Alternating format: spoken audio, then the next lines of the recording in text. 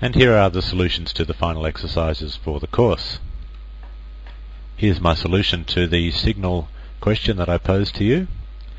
I have a program whose sole purpose in life is to just go around this while loop, just sleeping for 1 second each time through the loop. And then at some point, if a signal 10 is received, then we can call the function called processSig, which is this process up here, which simply does a date followed by a cal, and I've put a little blank line there just using echo just to make the output neater, and you'll see why in a moment. So let's run it and see if it works. Sig test, run it in the background, and it can just go off in the background and do nothing all by itself. And I know that its process ID is 10896, so I'll kill that with a -10 signal, 10896, and see what happens. And there is the date and the calendar.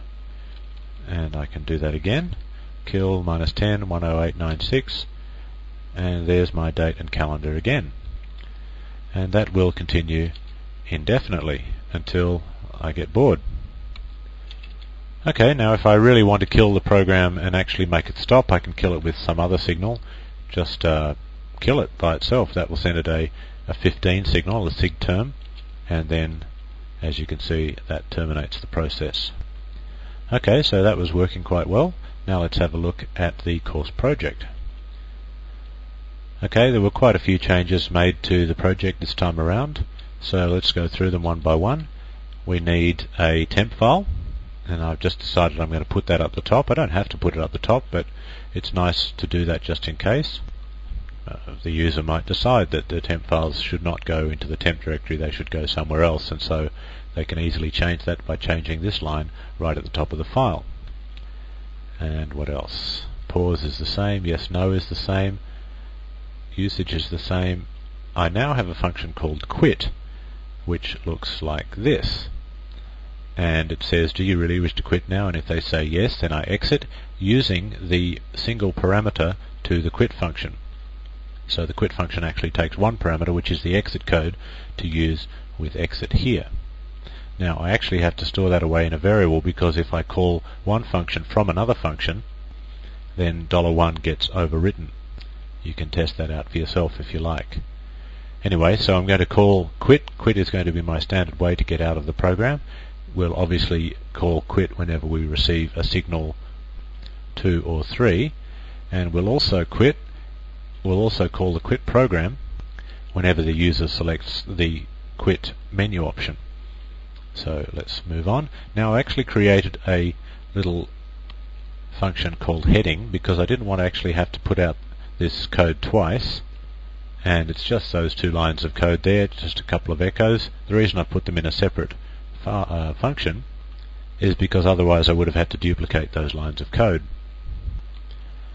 And again, I've got another function here which I've created simply so I don't have to duplicate code, and that is how to print out the actual records from the database. We're going to need to display them using the search option, and we're also going to need to display them in the view option. So rather than have those lines of code twice, I thought I'd put them in a separate function all by themselves, and this is what it looks like.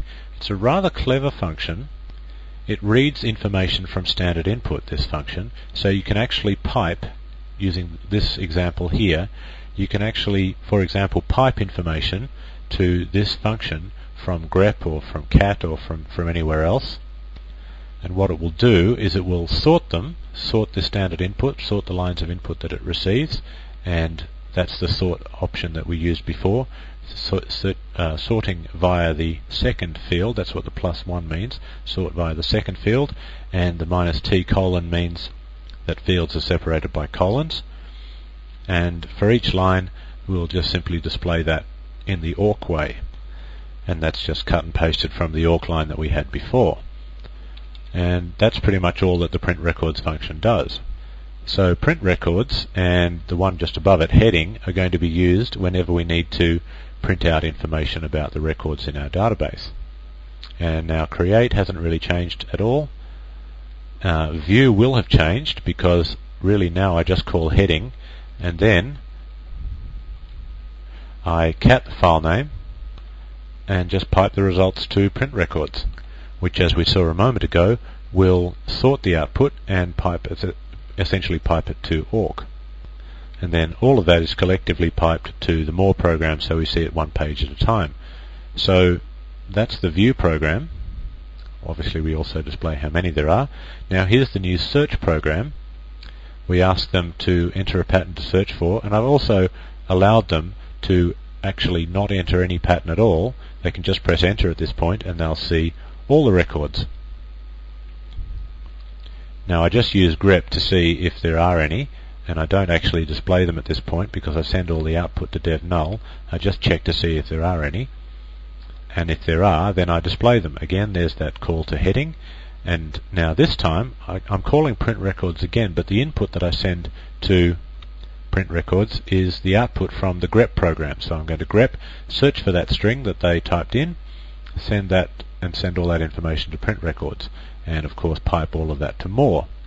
Now I'm actually creating an exit status for this function here. Don't forget this is the do search function, and do search function is actually going to have an exit status which is going to be essentially the same as greps. So we'll return 0 if we found some records, or we'll return 1 if we don't find any records, and that will help us with the do delete function, which is just coming up. So this little else here is the else from this if statement, so that'll be essentially saying if grep did not find any of those records in the file, then we'll just simply say sorry, there are none. And then we get down to the do delete, which will do the following. The very first thing it will do is we'll call the do search function, so it'll do all of that. In other words, it'll prompt the user to enter a string, and it'll display all the records that match that string, and then if that succeeds, in other words, if I did manage to find some, it will do a yes no, do you want to delete all these records? And if they say no to that, then we'll just simply return from this function because there's nothing more to do. So if we continue on, that'll be because they said yes to the yes no question. So now we just go ahead and delete the records. Now this is a special case, I guess, that if they just pressed enter when they were asked for that particular pattern, in other words the string that they entered is empty, then just clear the file, because they've asked essentially to delete all the records. So we'll just start again with an empty file rather than doing any of the other complex processing down below. So we can say all the records have been deleted, and then otherwise if they did enter a string, then we need to use sed, and here is the use of sed. Now, so here we're going to be saying search for all the lines in the file that match the given string and delete them. And the results of that are going to go to our temp file, and that's our temp file from right up at the beginning of the program, and then we'll simply move the temp file back to the original file name. So that's why we needed a temp file, and all the records containing the text blah blah blah have been deleted. And moving along, here are our trap lines. If the user types in Control-C or Control \, then we'll call the quit function, which will say, do you really wish to quit now? And if we get a signal hang up or a terminating signal, then we will just exit the program straight away with an exit status of 0.